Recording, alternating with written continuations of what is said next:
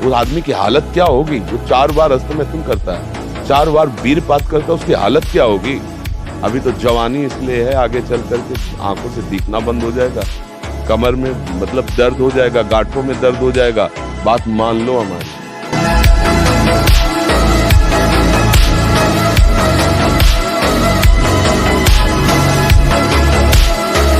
मंत्र की चूक नहीं, बहुत जल्दी लाभ प्राप्त होता है, पर इसके लिए पूर्ण ब्रह्मचर्य की आवश्यकता है। जरा भी चूक नहीं, जैसा कह रहे वैसा प्राण सूक्ष्म होने लगेंगे, मन एकाग्र होने लगेगा, शरीर शांत होने लगेगा, चंचलता रहित।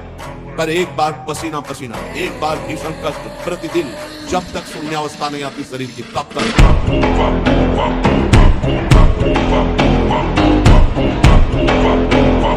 परम सुख का, परम शांति का, परम स्मृति का, महान धृति का ये प्रधान साधन ब्रह्मचर्य है। जो इस साधन से हीन है वो मृत है। खुद देखिए, स्मृति काम नहीं, शरीर में विशेष रजोगुण का प्रभाव, भोग वासना से जलता हुआ हृदय, छल कपट, आगे चलकर शरीर पीड़ा से युक्त हो जाना, बुझा बुझा स्वभाव रहना, हृदय में एक विशेष चिंता, कल्पनात्मक भय, विषाद और पशुवत आचरण। जब हम भोगों का चिंतन करते हैं तो हमें भोगों की आसक्ति प्रकट होती, फिर संग करने का मन होता है, संगास्तेषु उपजायते। जब हम विषयों का चिंतन करते हैं तो विषयों का संग करने का, विषय भोगने की इच्छा प्रकट होती। जहां विषय भोगने की इच्छा प्रकट हुई, काम राज्य हृदय में छा गया। संगात संजायते कामा, और कामना जब बढ़ी तो सब मूढ़ता छा जाती है, स्मृति नष्ट हो जाती है। हम कौन है, हमारा क्या कर्तव्य है, हम क्या कर रहे हैं। सच्ची मानवी बहुत निकृष्ट है। क्या देखना चाहते हैं? मलमूत्र के भांड हैं, ये शरीर क्या देखना चाहते हैं? मलमूत्र के भांड हैं, यहाँ पेशाब भरी है, यहाँ शौच भरा है, ऊपर से चमड़ा से ढका है, वही मलमूत्र के द्वार हैं। और क्या देख रहे हो? क्या भोग रहे हो? पूरा जीवन हो गया, क्या तुम हाथ में ले पाए? क्या है सुख? सुख को तो जाना ही नहीं। सुख तो सच्चिदानंद भगवान के नाम में, रूप में, लीला में धाम। नेत्र व्याकुल होने चाहिए प्रभु के दर्शन के लिए। पूरा जीवन निकल गया, नाथ आपके दर्शन नहीं। यहाँ क्या देखें? इसके अंदर मंदिर में जो बैठा है वो तो तेजोमय है, वो तो सब उजड़ा हुआ है। थोड़ा 10-20 वर्ष ब्रह्मचर्य रहो, फिर आप देखो कैसा आनंद आता है। कोई भी सर्दी, गर्मी, बरसात, मान अपमान, दुख सुख छू नहीं पाता। हर कष्ट को सहने की सामर्थ्य ब्रह्मचारी के अंदर होती है। एक एक इंद्री का जब आप ब्रह्मचर्य संयम करोगे, तब आपका वीर संयम होगा। ध्यान रखना, आप नेत्रेंद्री से गंदे चित्र देखें, श्रवणेंद्री से गंदी बातें सुने, वाणी से गंदी बातें बोले, रसेंद्री से गंदा भोजन करें और सोचे ब्रह्मचर्य रह जाएंगे। बिल्कुल नहीं, कदापि नहीं। ब्रह्मचर्य कोई खिलवाड़ नहीं है।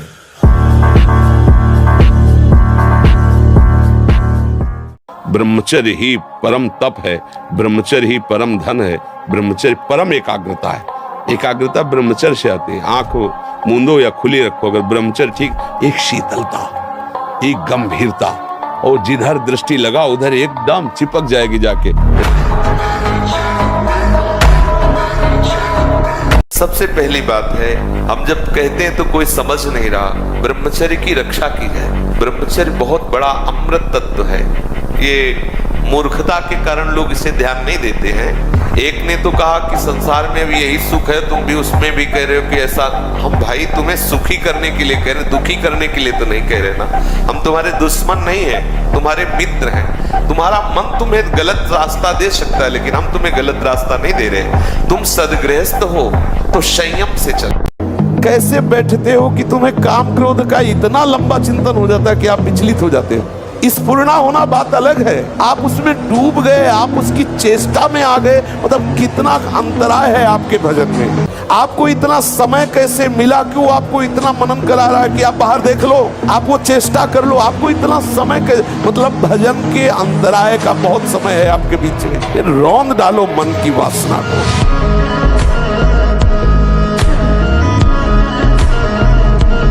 योद्धा तभी आनंदित होता है जब जोड़ का योद्धा होता है। अगर ममई वांश हो तो तू सच्चिदानंद प्रभु का अंश है। तो वही कह रहे हैं कि इंद्रियों में मन मैं हूँ, बराबर का जोड़ है, कोई खिलवाड़ थोड़ी है। और ये कायर पुरुष घबरा के भागता है, योद्धा ताल ठोकता है। हरि का स्वरूप जीव है, हरि का स्वरूप मन है, और इसको परास्त कर लो। सजेति सजेति सतरति सतरति सलोकांतर्यति।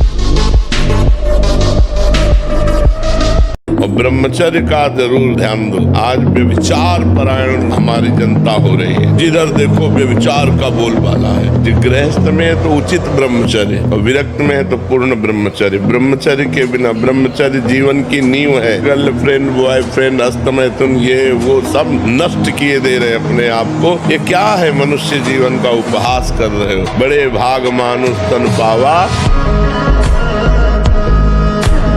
भजन कर रहे हो, गंदे भोगों की आकांक्षा है, गंदी क्रिया करने की चेष्टा है, गंदे लोगों से मिलने की भावना है। क्या भजन कर रहे हो? कैसा भजन कर रहे हो? कहाँ भजन हो रहा है? यदि ये सब गंदी बातें बनी, धिक्कार है जीवन को। परमार्थ का पथिक होकर के कहाँ क्या दुर्दशा हो रही, क्यों हो रही है? भजन इतना बड़ा महान महिमा में गुरुदेव ने मंत्र दे दिया, नाम दे दिया, उपासना दे दिया। अब उसमें चित्त न लगाओ, कहो कृपा होगी तो हो जाएगा, तब तक हम विचार कर रहे हैं, गंदे आचरण कर रहे हैं। सावधान। सिंह चाहे जितना भूखा हो बिष्ठा नहीं खाता, ऐसे ही भगवत मार्ग का पथिक चाहे जितना जले शास्त्र विरुद्ध आचरण नहीं करता। इसलिए सावधान होकर के भजन की निरंतरता और असाधन का त्याग दृढ़ नियम से चलो। शरीर को शांत करके और मन को एकाग्र करके, प्राणों को सूक्ष्म करके भगवत प्राप्ति कराने में बहुत ही सहयोगी आसन है पद्मासन और सिद्धासन। लेकिन उसके पहले ब्रह्मचर्य, ब्रह्मचर्य का नियम नहीं तो इन आसनों पे बैठने की भूल न करें।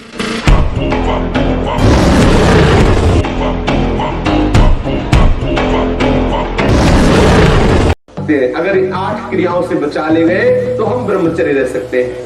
यदि आप ब्रह्मचारी होना चाहते हैं तो आप अपने मन को शुद्ध रखिए। आप अपने हृदय को कभी खाली मत छोड़िए। हृदय खाली रहेगा, मन अशुद्ध रहेगा तो शरीर में ब्रह्मचर्य रह नहीं सकते।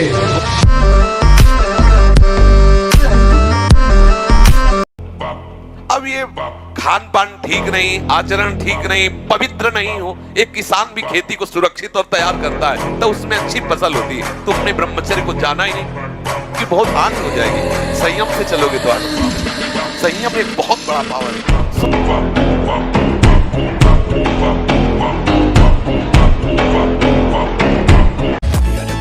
जो ब्रह्मचर्य रहता है उसे शरीर बल, मनोबल, बुद्धि बल, वचन बल, ये सब जागृत हो जाता है।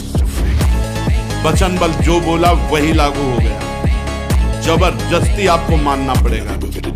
और मनोबल जो संकल्प किया अंदर वही बाहर क्रिया प्रारंभ हो गई, वही दिखाई देने लगा। देह बल, रात दिन मेहनत करो फिर भी थकान नहीं। अभ्यास तो इतना, अभ्यास पर शासन नहीं कर सकते, कर सकते हैं।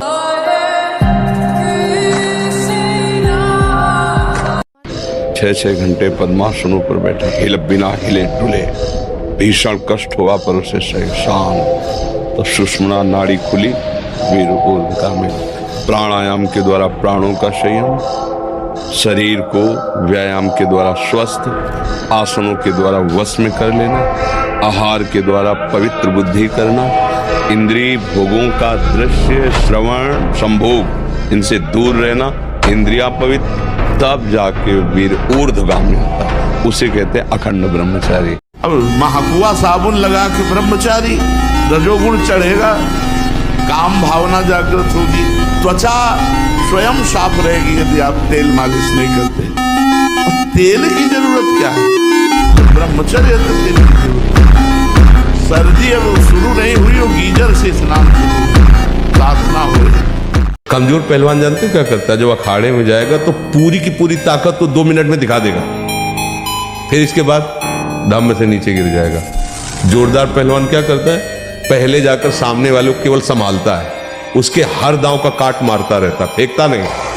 पहले उसको थकाता है, फिर जब देख लेता थक गया तब वो अपने दांव पे चढ़ा के मारता है तो वो विजयी होता है। कभी भी अच्छा पहलवान एकदम जाके अपनी सारी बातें पेश नहीं कर देगा युद्ध में कि वो कला कौशल दिखा, नहीं, उसको शत्रु पक्ष को निर्बल करना है। ऐसे ही हम कमजोर हैं, एकदम पूरी ताकत लगा देते, फिर काम आया तो बोले अब वो जो आया वो करवा ले गया, अब हम क्या करें। करो अस्त में तुम, और शनि साढ़े चढ़ा हुआ है इसलिए ऐसा होता है। बेवकूफी वाली बातें बच्चा है, अभी अवस्था है तुम्हारी वीरपात करने की। गेहूं की फसल तैयार हो रही है, गलेत पे हो, गलेत माने होता है दाना अभी पड़ रहा है, और आप उसको काट लो तो ना भूसा होगा ना दाना होगा, व्यर्थ जीवन चला जाएगा। कम से कम 20-22 वर्ष ब्रह्मचर्य का पालन करो, फिर गृहस्थी में जाओ, संतान तेजस्वी होगी, देशभक्त होगी, माता पिता की भक्ति कर। ये क्या है, ना तो माता पिता समझा पाते हैं और ना टीचर समझा पाते हैं, और डॉक्टरों से सलाह लो तो गलत सलाह मिलती है, तो क्या फ्रस्ट्रेशन क्या उसको निकाल के फिर आप कैसी बात करते हैं, कैसी बात करते हैं, जान से मारने की सलाह दे रहे हैं। उस आदमी की हालत क्या होगी जो 4 बार अस्तमैथुन करता है, 4 बार वीरपात करता है, उसकी हालत क्या होगी। अभी तो जवानी इसलिए है, आगे चल करके आंखों से दिखना बंद हो जाएगा, कमर में मतलब दर्द हो जाएगा, गांठों में दर्द हो जाएगा, बात मान लो हमारी। ब्रह्मचारी व्रत स्थित है, अगर हम संयम से चले, ब्रह्मचारी व्रत से स्थित हो, जो नहीं करना वो नहीं करना, चाहे प्राण निकल जाए, और जो करना है वो उत्साह संपन्न होकर के करना है। तो हमारे अंदर जानकारियां उनका प्रयोग न करने का जो हमारे अंदर असमर्थता है, यदि हम खूब भगवान नाम जप करें, ब्रह्मचर्य से रहें, स्थिति बन जाए हमारी। हमारी इंद्री, हमारा मन बहुत धोखेबाज है, हमें कोई धोखा नहीं दे सकता। ये हमारा मन, हमारी इंद्रियां हमको धोखा देती है। साधु, साधक, परमार्थ पथिक, भक्त इस बात से परम सावधान। सदाचार और सरलता, संयम के साथ हमारा समय व्यतीत होना चाहिए। किसी के गवाही की जरूरत नहीं है, किसी के प्रमाण की जरूरत नहीं। आप खुद अपने हृदय की भूमिका को नाप लीजिएगा, कितनी ऊंचाई पर चढ़ रहे हो आपको खुद अनुभव में समझ में आ जाएगा।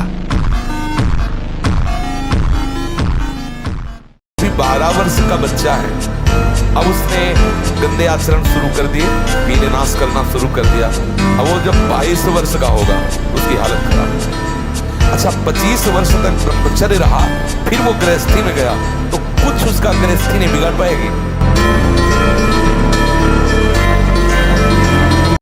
अब आप लाख कोशिश करेंगे तो आपको बार बार मन प्रेरित करके परास्त करने की कोशिश करेगा, आपको ऐसी स्थिति पैदा करेगा कि आप फिर उसी क्रिया पे आ जाए। पर एक बार हिम्मत करके आपको जलना होगा, तभी आप बलवान हो सकते हैं। बिल्कुल ठीक समझना।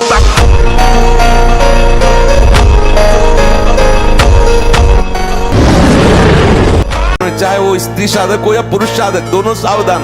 ये रोग एक में ही नहीं होता, ये रोग दोनों शरीरधारियों में होता है। कामोत्तेजना दोनों को आती है, गंदे संग के कारण दोनों साधक गंदी आचरण कर बैठे हो, दोनों इस रोग से पीड़ित होते।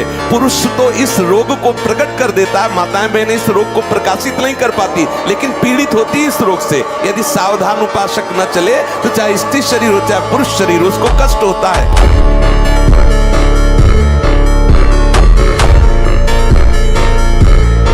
शयन करते समय बड़ा खतरा है। शयन के समय हमारी इंद्रियां और मन बहुत चंचल होता है। उस समय अगर ब्रह्मचारी भगवत चिंतन करते हुए, उसको नींद से मतलब नहीं, तन्मयता धारण करते हुए नींद में चला गया तो बच जाएगा। अगर कहीं उस समय वो छूट दे दे, पास में मोबाइल है, तो कभी ब्रह्मचर्य नहीं।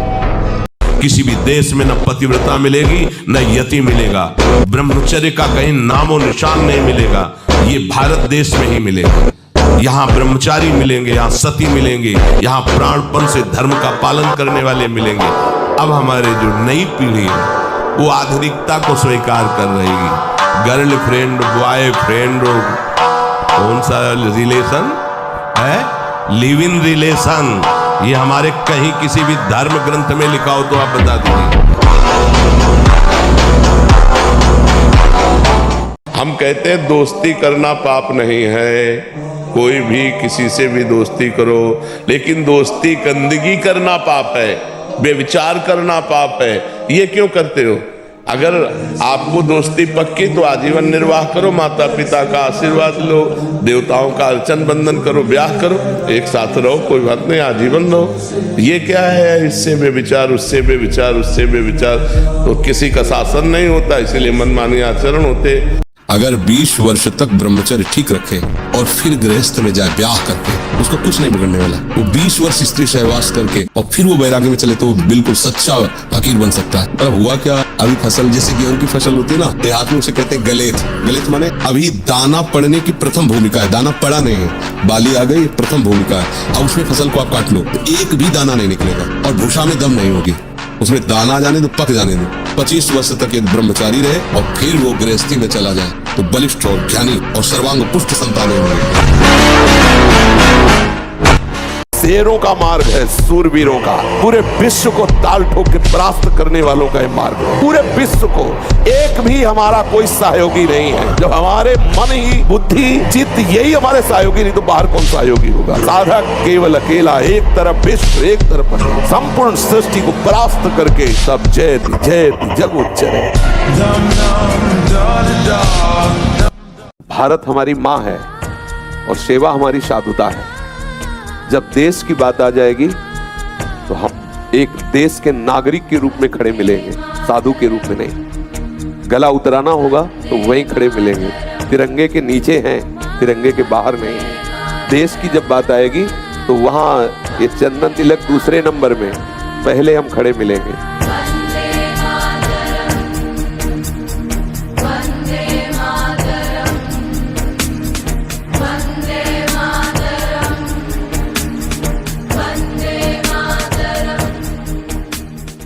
तो जो ब्रह्मचर्य पालन करता है, रोग से लड़ने की सामर्थ्य आती है, शोक स्पर्श नहीं कर सकता, मोह पर विचार करने की सामर्थ्य आती, प्रमाद स्थिति नहीं रहती, अकर्मण्यता नहीं रहती, अकाल मृत्यु नहीं होती। ब्रह्मचारी कभी विचारों से दरिद्र नहीं होता है, चिंता नहीं होती, उसके हिंसात्मक वृत्ति नहीं होती, द्वेष नहीं होता, ईर्ष्या नहीं होती, अशांति नहीं होती। ब्रह्मचर्य समस्त दोषों का नाश कर देता है।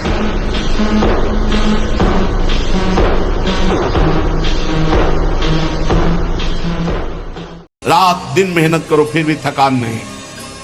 कुछ समय तक व्यवहार करके देखिए ब्रह्मचर्य का, फिर आपको खुद पता चलेगा कि कितना आनंद प्रदान करता है ब्रह्मचर्य। आज शर्माया जाता है बातें अपने बच्चों से पूछने में या अपने शिष्यों को उपदेश देने का, यही समय नहीं। उपासना की नींव तो मजबूत होनी चाहिए, तब तो उपासना का मैल खड़ा रहे। कैसी बातें कर, क्रियाएं कर रहे हो, तुम्हें शर्म नहीं आ रही, गंदे आचरणों में उतर रहे, शर्म नहीं आ रही, और उनका निवारण कैसे होना है, इस बात के सुनने और बोलने में तुम्हें शर्म आ रही है। कैसी मूर्खता छा रही है। बड़े से बड़ा दुख सहने की सामर्थ्य आती है ब्रह्मचार्य में। अगर ब्रह्मचर्य है तो बड़े से बड़े दुख में भी आप अपनी दिनचर्या नहीं रोकेंगे, आपके अंदर पावर रहेगा। खान पान वाला पावर अलग है, वो तो चर्बी बढ़ाएगा। ब्रह्मचर्य अध्यात्म पावरफुल, ब्रह्मचर्य संकल्प पावरफुल, ब्रह्मचर्य सर्दी गर्मी बरसात पीड़ा इनको सहने की सामर्थ्य उसमें आती है। यदि थोड़ा भी प्रभु का रस मिल जाए तो समीप सुंदरी से सुंदरी शरीरधारी स्त्री हो, आपका मन नहीं चलेगा, क्योंकि मन जो भोगता है वो तो प्रभु के चरणों में लग गया। अब कैसे फिसले? तो इसलिए चाहे गृहस्थ हो चाहे विरक्त हो, चिंतन, खान पान, संग, दृश्य, इन सबको संभाला जाए तो सम्यक रूप से ब्रह्मचर्य रहा जा सकता है।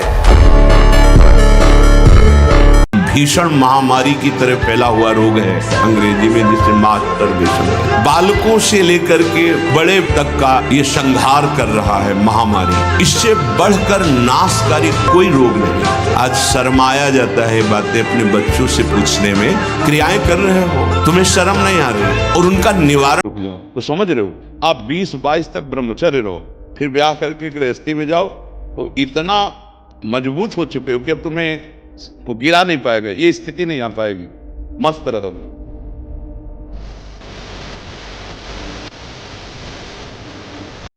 मुख से दुर्गंध और शरीर से दुर्गंध आने लगती है, जो अपनी इस ब्रह्मचर्य शक्ति का नाश करता है। दुर्गंध युक्त शरीर हो जाता है। नाक के किनारे ऐसी हल्की हल्की झाई आने लगती है, ऐसे यहां हल्की हल्की झाइयां पड़ने लगती, काले दाग जिन्हें कहते हैं, ये चिन्ह है ब्रह्मचर्य का नाश करने की। आवाज में कोमलता नष्ट हो जाती है, रुक्षता आ जाती है, स्वभाव में अप्रिय स्वभाव बन जाता है। कोई भी तुम्हारे पास बैठना नहीं चाहेगा, वही बैठेगा जो तुम्हारे लक्षणों से युक्त होगा।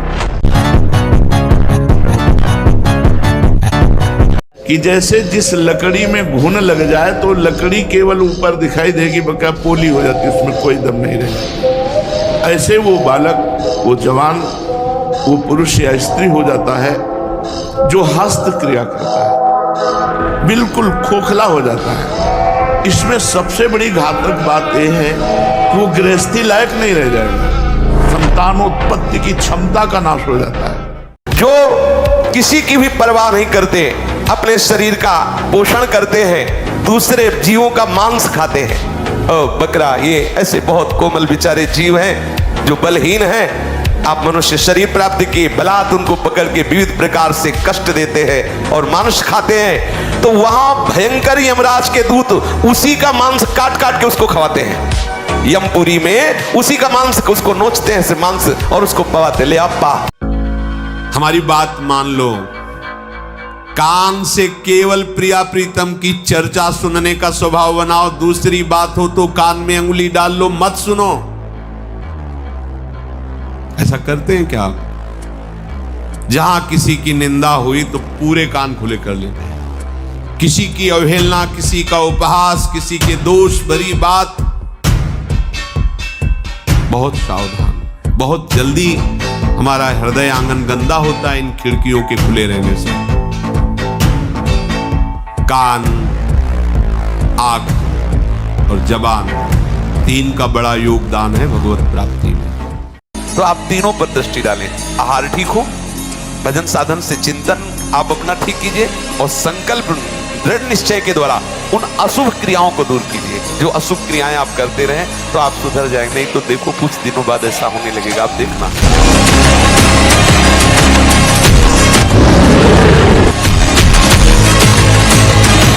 हस्त क्रिया से संपूर्ण शरीर ढीला, फीका, दुर्बल, कमजोर और रोगों का प्रादुर्भाव होने। इस महारोग का आना सहज है, पर इससे पिंड छुड़ा लेना बहुत ही कठिन है। किसी डॉक्टर की ना किसी दवा की कोई सामर्थ्य नहीं इसको छुड़ा सके। बहुत गौर से सुनना, और प्रायः इसको बहुत हल्के में लेकर के अपने जीवन को नष्ट किया जाए। आजकल बहुत बड़ा खतरनाक चल गया है स्मार्ट मोबाइल, इंटरनेट।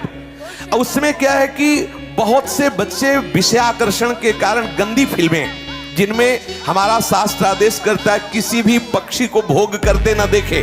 भागवत अन्य शास्त्र भी आदेश करते कोई भी जीव यदि भोग कर रहा हो तो हम न देखें, और हम मनुष्यों का भोग देखें उसमें, और हम सोचे कि हमारा आप कोई क्रिया ना करो, केवल गंदे वो भोग संबंधी चित्र देख लो, तो आपके मन में जो संस्कार बन रहे हैं, जो कामोत्तेजक भाव बन रहे हैं, वो आपको ब्रह्मचर्य नहीं रहने देंगे। सोते जागते उठते बैठते आपका वीर स्खलित हो जाएगा। तो सच्चा ब्रह्मचर्य है हर इंद्री का।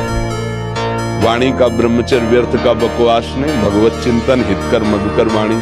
नेत्रेंद्री का ब्रह्मचर्य सब में भगवत भाव देखना, कहीं कोई काम आदि की चेष्टा को ना देखना।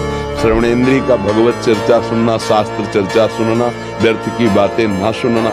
ऐसे हर इंद्री का ब्रह्मचर्य हो जाएगा तो ब्रह्मचर्य का मतलब ब्रह्म में ही स्थित महापुरुष। चाहे वो स्त्री साधक हो या पुरुष साधक, दोनों सावधान।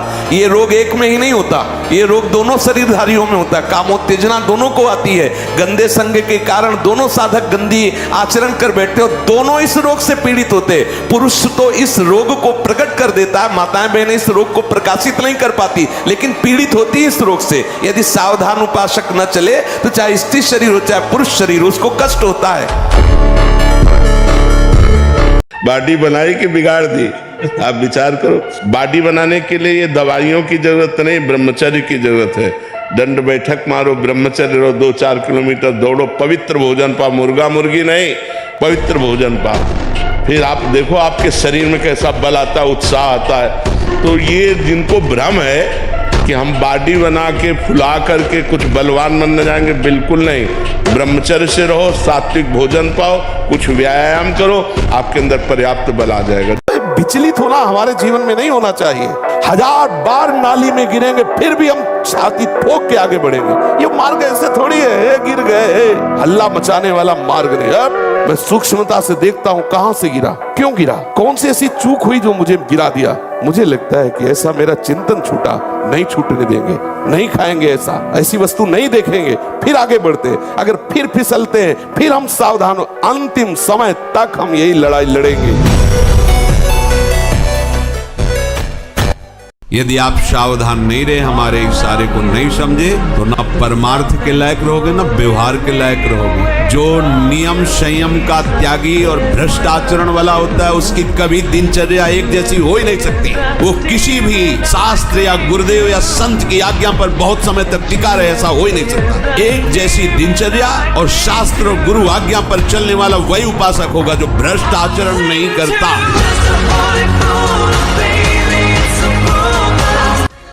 मुख में कुछ और, हृदय में कुछ और, आचरण में कुछ और, ये दुष्ट पुरुष का लक्षण है। उपासक का शिष्य का लक्षण नहीं है। दुष्टता का त्याग करो।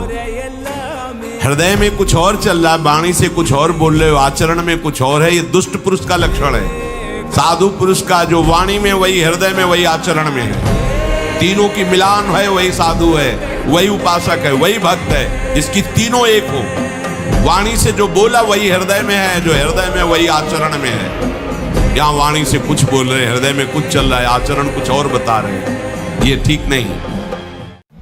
ये मन कभी कभी हमको ऐसा प्रेरित करता है जहां इसको विषय संयोग होने का अवसर दिखाई दिया, कोई क्रिया, कोई संयोग, कुछ तहा ये मन बुद्धि को इस तरह से आकर्षित करता है कि सुना है शास्त्र और गुरुजन कहते हैं कि सुख नहीं है, पर अगर हम इसे एक बार भोग लेते तो हमें पता चल जाता कि सुख नहीं, फिर हम अपने मन को समझा देते। इस बात पर आपको सावधान होना है।